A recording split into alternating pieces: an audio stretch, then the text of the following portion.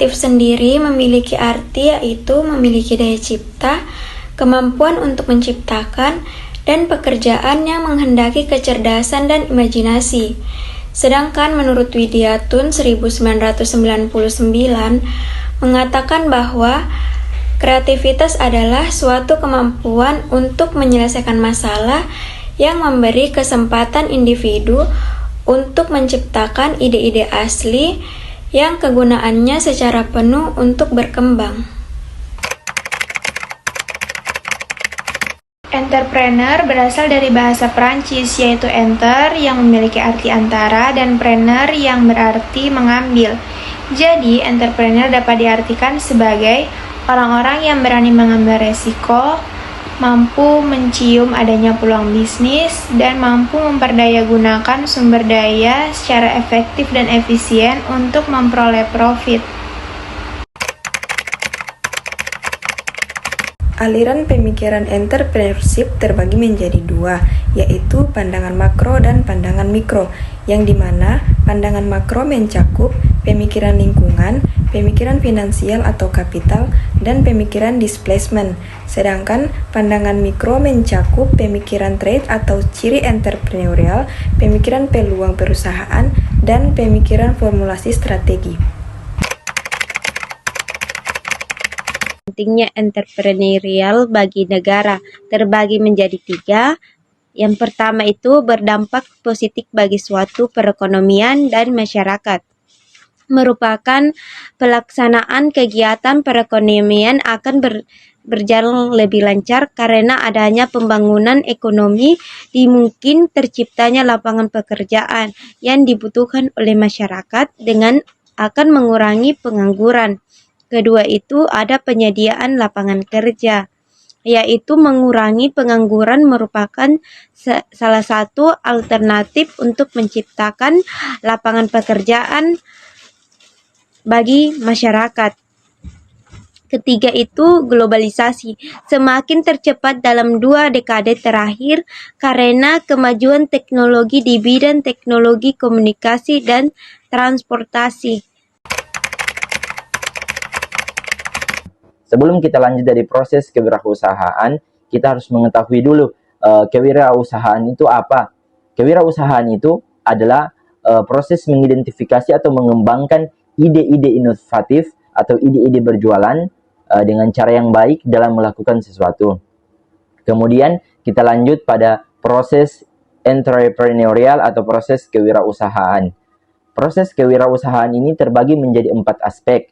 Yang pertama ada identifikasi dan evaluasi peluang. Apa sih identifikasi itu? Identifikasi itu adalah bagaimana cara kita mencari atau menelaah atau mengumpulkan informasi tentang kebutuhan peluang bisnis kita di lapangan. Setelah kita mencari, menelaah atau mengumpulkan data-data tentang kebutuhan bisnis kita atau kebutuhan usaha kita, maka alangkah baiknya kita lakukan yang namanya evaluasi peluang. Apa sih evaluasi itu?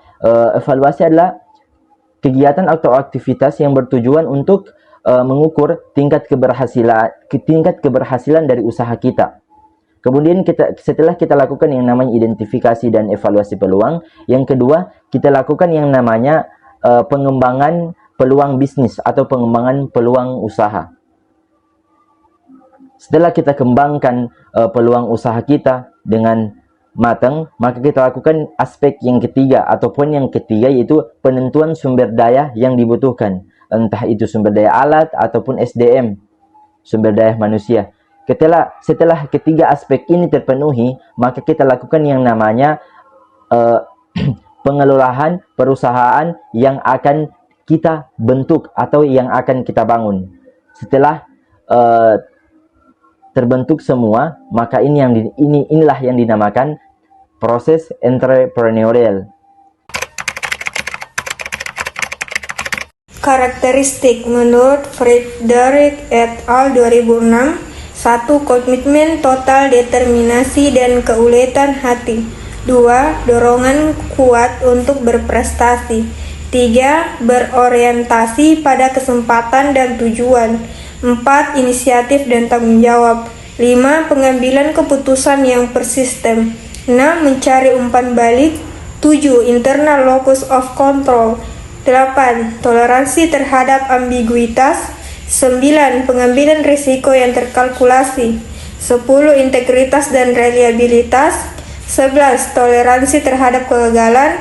12. Energi tingkat tinggi. 13. Kreatif dan inovatif. 14. Visi. 15. Independen. 16. Percaya diri dan optimis.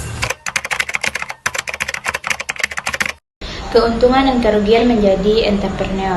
Yang pertama itu keuntungannya ada 6. Yang pertama, peluang menentukan nasib sendiri. Yang kedua, peluang melakukan perubahan. Dan yang ketiga itu peluang untuk mencapai potensi sepenuhnya. Dan yang keempat, peluang untuk memperoleh keuntungan yang menakjubkan. Dan yang kelima itu peluang untuk berperan besar dalam masyarakat, memperoleh pengakuan. Keenam, peluang untuk melakukan sesuatu yang disukai dan bersenang-senang dalam pengerjaannya. Nah, di sini juga ada kerugiannya. Kerugiannya itu ada 6. Yang pertama itu ketidakpastian pendapat, dan yang kedua itu resiko kehilangan seluruh investasi, dan yang ketiga kerja lama dan kerja keras, dan yang keempat itu kualitas hidup yang rendah sampai bisnis mapan. Kelima itu ada tingkat stres yang tinggi, dan yang keenam ada tanggung jawab yang sepenuh dan keputusan.